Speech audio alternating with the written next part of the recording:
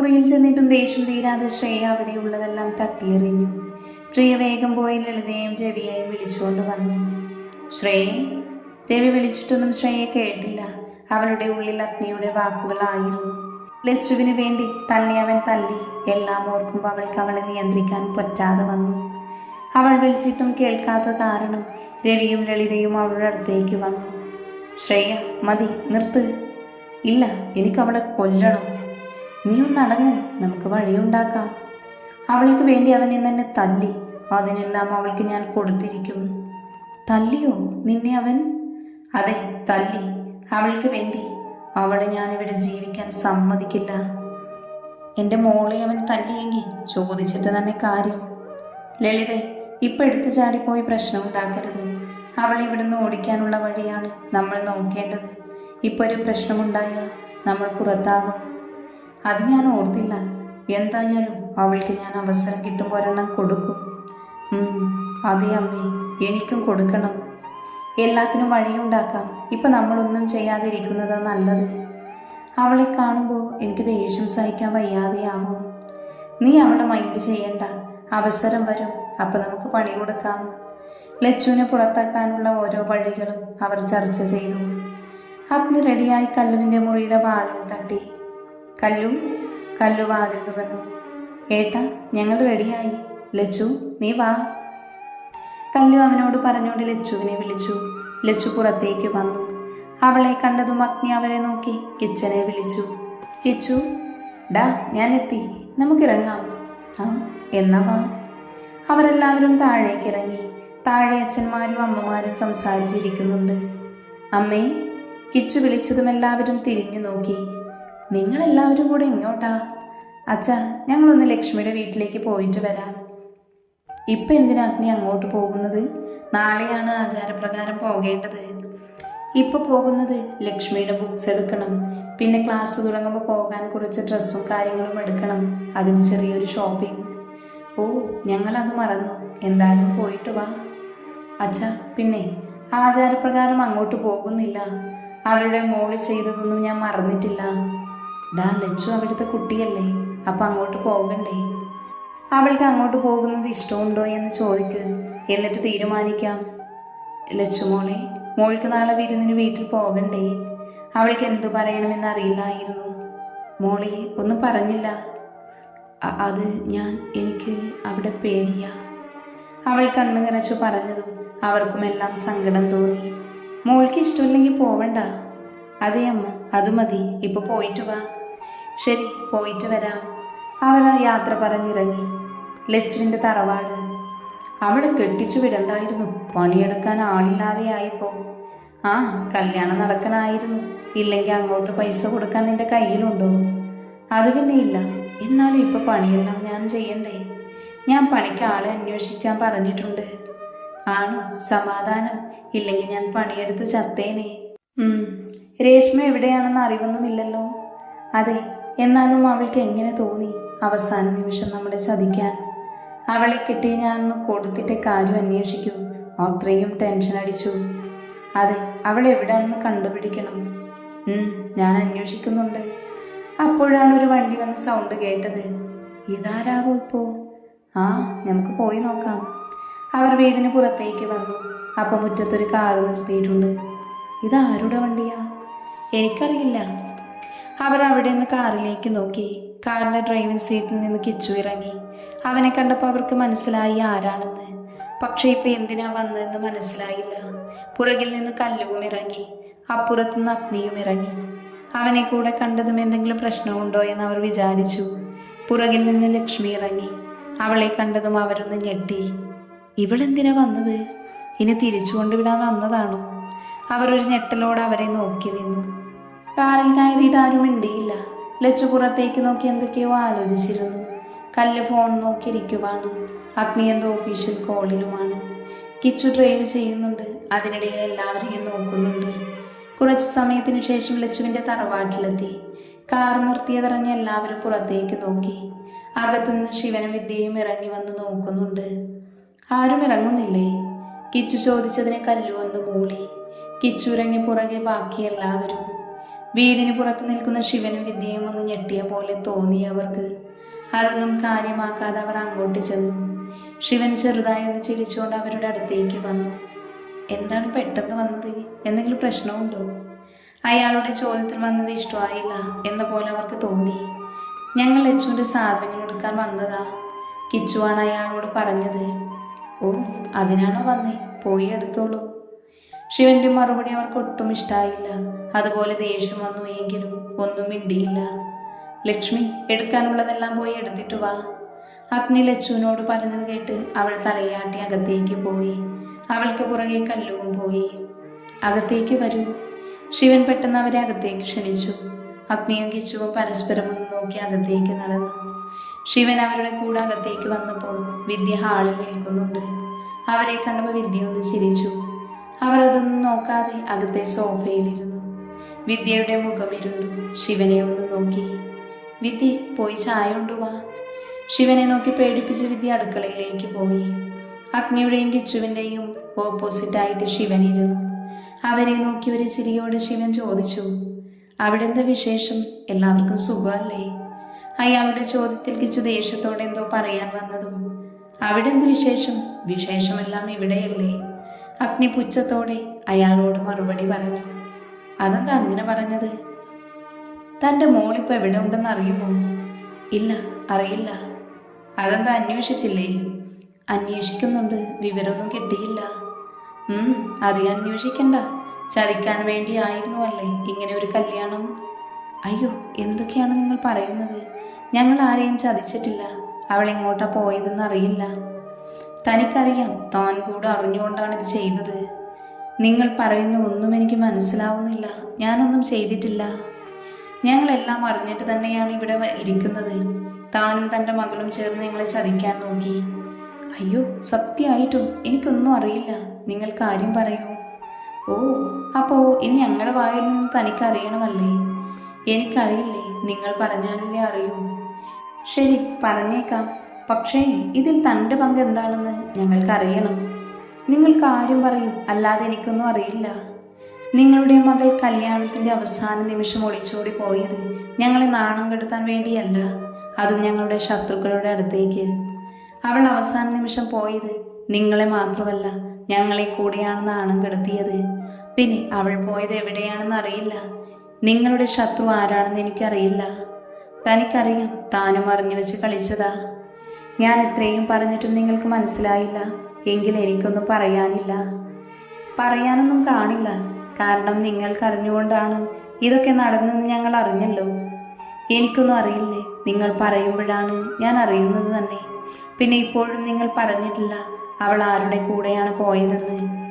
Okay, താനൊന്നും അറിഞ്ഞിട്ടില്ല എന്ന് ഞങ്ങൾ വിശ്വസിക്കാം. അവൾ വരട്ടെ, നിങ്ങളുടെ മകൾ. അവൾ പറയണം ഇതിൽ തനിക്ക് പങ്കില്ല എന്ന്. അവൾ വരട്ടെ, അപ്പം അറിയാലോ സത്യം. അവൾ പോയത് മൽഹോത്ര ഗ്രൂപ്പിൻ്റെ ഓണർ ലക്ഷ്മണൻ മൽഹോത്രയുടെ മകൻ രോഹിത് മൽഹോത്രയുമായിട്ടാണ്. മൽഹോത്ര ഗ്രൂപ്പോ? അയാൾ ഒരുതരം ഞെട്ടലോടെ ചോദിച്ചു. അതോടെ അവർക്ക് മനസ്സിലായി അയാൾക്കത് പങ്കില്ല എന്ന്. അവർ സംശയമുണ്ടായിരുന്നു, അയാൾ കൂടെ അറിഞ്ഞുകൊണ്ടാണോ അങ്ങനെ ഒരു ചതി നടന്നതെന്ന്. അത് ഉറപ്പിക്കാനായിരുന്നു ഇത്രയും നേരം അങ്ങനെയെല്ലാം അവർ പറഞ്ഞത്. അതെ, താൻ അറിയില്ലേ? അറിയും, ഒത്തിരി കേട്ടിട്ടുണ്ട്. തൻ്റെ മകൾ പോയത് എങ്ങോട്ടാണെന്ന് മനസ്സിലായല്ലോ അല്ലേ? മനസ്സിലായി, പക്ഷേ ഞാനൊന്നും അറിഞ്ഞിട്ടില്ല. ഇപ്പം നിങ്ങൾ പറയുമ്പോഴാണ് ഇതെല്ലാം അറിയുന്നത്. വിശ്വസിച്ചു. അപ്പോഴേക്കും ചായയുമായി വിദ്യ വന്നു. അവർക്ക് കൊടുത്തു. രണ്ടുപേരും ചായ എടുത്തല്ലാതെ കുടിച്ചില്ല. ലച്ചു മുറിയിലേക്ക് കയറി പുറകെ കല്ലുവും. ലച്ചു, നിന്റെ ബുക്സ് മാത്രം എടുത്താൽ മതി. ഡ്രസ്സ് നമുക്ക് ഷോപ്പിൽ പോകുമ്പോൾ എടുക്കാം. ഏയ്, അതൊന്നും വേണ്ട കല്ലു. എൻ്റെ പഴയതെല്ലാം വെറുതെ കളയണ്ടല്ലോ, അതെടുക്കാം. നിന്റെ പഴയതെന്ന് പറയുന്നത് മറ്റവൾ ഉപയോഗിച്ച് ഉപേക്ഷിച്ചതല്ലേ? ലച്ചു ഒന്നും മിണ്ടാതെ തലകുനിച്ചു. കല്ലു പിന്നൊന്നും പറയാൻ പോയില്ല. ലച്ചു ഓരോന്നായി എടുത്തു വെക്കാൻ തുടങ്ങി. ബുക്സ് എല്ലാം ബാഗിലാക്കി അവൾ ഡ്രസ്സ് നല്ലത് നോക്കിയെടുത്തു. പിന്നെ എല്ലാവരും ഒരുമിച്ചുള്ള ഫാമിലി പിക്ചറും എടുത്തു. കല്ലുവിനെ നോക്കിയപ്പോൾ ഫോൺ നോക്കിയിരിക്കുവാണ്. കല്ലു, എന്താടി? എല്ലാം എടുത്തു, പോകാം. വാ. അവർ രണ്ടുപേരും പുറത്തേക്ക് ഇറങ്ങി. ഹാളിൽ എല്ലാവരും ഇരിക്കുന്നുണ്ട്. അവർ അങ്ങോട്ട് ചെന്നു. ഏട്ടാ, കല്ലു വിളിച്ചത് കേട്ട് അവർ തിരിഞ്ഞു നോക്കി. ലച്ചു ഒരു ബാഗുമായി കല്ലുവിൻ്റെ ഒപ്പം നിൽക്കുന്നു. എല്ലാം എടുത്തോ ലച്ചു? ആ ഏട്ടാ. ലച്ചു കിച്ചുവിന് മറുപടി കൊടുത്തു. എന്നാ നമുക്കിറങ്ങാം? കിച്ചു അഗ്നിയോട് ചോദിച്ചു. എന്നാ ഞങ്ങൾ ഇറങ്ങുക. കിച്ചു അവരോട് പറഞ്ഞു. എല്ലാവരും പുറത്തിറങ്ങി. അവരോട് യാത്ര പറഞ്ഞ് എല്ലാവരും ഇറങ്ങി. അവർ പോകുന്നത് നോക്കി ശിവനും വിദ്യയും നിന്നു. അവരുടെ കാർ അവിടെ നിന്ന് പോയതും അവർ അകത്തേക്ക് കയറി. എന്നാലും നമ്മളുടെ മകൾ പോയത് ഇത്രയും വലിയ കുടുംബത്തേക്കാണെന്ന് അറിഞ്ഞില്ലല്ലോ. അത് ശരിയാ, അവൾക്കൊരു വാക്ക് നമ്മളോട് പറയാമായിരുന്നില്ലേ? പക്ഷെ ഈ കല്യാണം നടന്നില്ലെങ്കിൽ അതൊരു പ്രശ്നമല്ലേ? അതുകൊണ്ടല്ലേ ലക്ഷ്മിയെ കെട്ടിച്ചു കൊടുത്തത്? ഇവരുടെ ശത്രുക്കളായിട്ടാണല്ലോ നമ്മളുടെ മകൾ ബന്ധമുണ്ടാക്കിയത്. അതിനി പ്രശ്നമാകുമോ? അറിയില്ല. ഇതുവരെ കുഴപ്പമൊന്നും ഉണ്ടായിട്ടില്ല. ഇനി ഉണ്ടാകുമോ എന്നറിയില്ല. അവരെന്താണ് പറഞ്ഞിട്ട് പോയത്? നമ്മൾ കൂടെ അറിഞ്ഞിട്ടാണ് അവൾ പോയതെന്ന്. എന്നിട്ടോ? ഞാൻ പറഞ്ഞു എനിക്കറിയില്ല എന്ന്. അവർ പറഞ്ഞപ്പോഴേ അറിഞ്ഞതെന്ന്. അവരിതൊക്കെ എങ്ങനെ അറിഞ്ഞു? അതറിയാനാണോ പാട്? അവരുടെ കമ്പനി ലോകമെമ്പാടും പരന്നു കിടക്കുവല്ലേ. രേഷ്മിനി ഇങ്ങോട്ട് വരില്ലേ? നോക്കാം. അവൾ വന്നില്ലെങ്കിൽ നമുക്ക് അങ്ങോട്ട് പോകാം. അതെ, ഒത്തിരി ക്യാഷുള്ള ആളുകളല്ലേ. അവരുടെ ചർച്ചകൾ അങ്ങനെ നീണ്ടുപോയി. കാറിൽ കയറിയിട്ട് ആരും ഒന്നും മിണ്ടിയില്ല. ഇനി എങ്ങോട്ടാ പോകേണ്ടേ അഗ്നി? ആരും ഒന്നും പറയാത്തതുകൊണ്ട് കിച്ചു ചോദിച്ചു. നേരെ മോളിലേക്ക് വിട്ടു. ചെറിയൊരു ഷോപ്പിംഗ്. ഓക്കെ ഏട്ടാ, എനിക്കും കുറച്ച് സാധനങ്ങൾ വാങ്ങണം. നീ കല്യാണത്തിനല്ലേടി ഒരു ലോഡ് സാധനങ്ങൾ വാങ്ങിക്കൂട്ടിയത്? അത് പിന്നെ അവൾ വാങ്ങിക്കോട്ടടാ. അതാണ് എൻ്റെ ഏട്ടൻ. നീയൊക്കെയാണ് അവൾക്ക് വളം വെച്ച് കൊടുക്കുന്നത്. അവൾക്കല്ലാതെ പിന്നെ ആർക്കാണ് നമ്മൾ വാങ്ങിക്കൊടുക്കേണ്ടത്? അത് ശരിയാ. നിനക്കിനി പെങ്ങൾ മാത്രമല്ലല്ലോ വാങ്ങിക്കൊടുക്കേണ്ടേ, ഭാര്യയും ഉണ്ടല്ലോ അല്ലേ? അതിന് മറുപടിയൊന്നും അവൾ പറഞ്ഞില്ല. ഫ്രണ്ട് മിറർ കൂടെ പുറകിലേക്ക് നോക്കി. ലച്ചു അവർ പറയുന്നതെല്ലാം കേട്ട് ചെറുചിരിയോടെ പുറത്തേക്ക് നോക്കിയിരിക്കുവാണ്. അവൻ നോക്കുന്നതൊന്നും അവൾ അറിയുന്നില്ല. പക്ഷേ അഗ്നി നോക്കുന്നത് കിച്ചുകൊണ്ടിരുന്നു. അവൻ്റെ ചുണ്ടിലൊരു ചെറു പുഞ്ചിരി വിരിഞ്ഞു. കുറച്ച് സമയത്തിന് ശേഷം അവർ മാളിലെത്തി. വർമ്മ ഗ്രൂപ്പിൻ്റെ തന്നെ മാളായിരുന്നു. കാറ് പാർക്ക് ചെയ്ത് എല്ലാവരും ഇറങ്ങി. കല്ലു, നമ്മൾ വൈകിട്ട് വരെ ഇവിടെ നിൽക്കാനല്ല വന്നത്. അതുകൊണ്ട് പെട്ടെന്ന് ഇറങ്ങണം. ഓ, ഞാൻ പെട്ടെന്ന് ഇറങ്ങിക്കോളാം. നിന്നെ എനിക്ക് ശരിക്കും അറിയാലോ. ലച്ചു, നീയും ഇവളെ പോലെയാണോ? എന്താ ഏട്ടാ? അല്ല, ഈ ഷോപ്പിംഗ് പോകുമ്പോൾ അവിടെ ലേറ്റായിട്ടാണോ ഇറങ്ങുന്നതെന്ന്. അതിൽ ഞാൻ ഇങ്ങനെയെല്ലാം പോകുന്നത് ആദ്യമായിട്ടാ. ചിരിയോടെയാണ് പറഞ്ഞതെങ്കിലും അതിലെ വേദന എല്ലാവർക്കും പെട്ടെന്ന് മനസ്സിലായി. കല്ലു വേഗം തന്നെ ഏട്ടനെ കടുപ്പിച്ചു നോക്കി. എൻ്റെ ലച്ചു, ഏട്ടൻ അതും ഇതുമൊക്കെ പറയും. നീ വാങ്ങി. അവൻ ലച്ചുവിൻ്റെ കൈ പിടിച്ച് നടന്നു. എടാ, എനിക്കിതൊന്നും അറിയില്ലല്ലോ. ഞാൻ വെറുതെ ചോദിച്ചു പോയി. അവൾക്ക് നല്ല വിഷമായെന്ന് തോന്നുന്നു. നീ അറിഞ്ഞോണ്ടല്ലോ. അത് സാരമില്ല, വാ. എല്ലാവരും കൂടെ ഷോപ്പിംഗ് തുടങ്ങി. കല്ലു എന്തൊക്കെയോ വാങ്ങിച്ചു കൂട്ടുന്നുണ്ട്. ലച്ചു അതൊക്കെ നോക്കി നിൽക്കുന്നതല്ലാതെ ഒന്നും എടുക്കുന്നില്ല. കിച്ചുവും കല്ലുവും നിർബന്ധം പിടിച്ച് അവൾക്ക് വേണ്ടി എന്തൊക്കെയോ വാങ്ങിച്ചു. അവൾ വേണ്ടെന്ന് പറഞ്ഞിട്ടും അവർ അത് കേട്ടില്ല. അഗ്നി പിന്നെ അതൊന്നും ശ്രദ്ധിക്കാനും പോയില്ല. അങ്ങനെ അവരുടെ ഷോപ്പിംഗ് എല്ലാം കഴിഞ്ഞിറങ്ങി. ഏട്ടാ, എന്തെങ്കിലും കഴിച്ചിട്ട് പോകാം. എനിക്ക് നല്ലോണം വിശക്കുന്നു. അഗ്നി എന്ന് കഴിച്ചിട്ട് പോകാടാ. ഓക്കെ. അങ്ങനെ അവർ ഫുഡ് കോർട്ടിൽ കയറി. എന്താ കല്ലു വേണ്ടത്? എനിക്ക് മന്തി മതി. ഓ, അവളുടെ. എന്താ ഏട്ടാ? ഒന്നുമില്ല. ലച്ചുമോൾക്ക് എന്താ വേണ്ടത്? എനിക്ക് ഊണ് മതി ഏട്ടാ. അഗ്നി, നിനക്ക്? എനിക്ക് ഊണ് മതി. ഓക്കെ. പിന്നെ എല്ലാവർക്കും ആവശ്യമുള്ള ഫുഡ് വന്നു.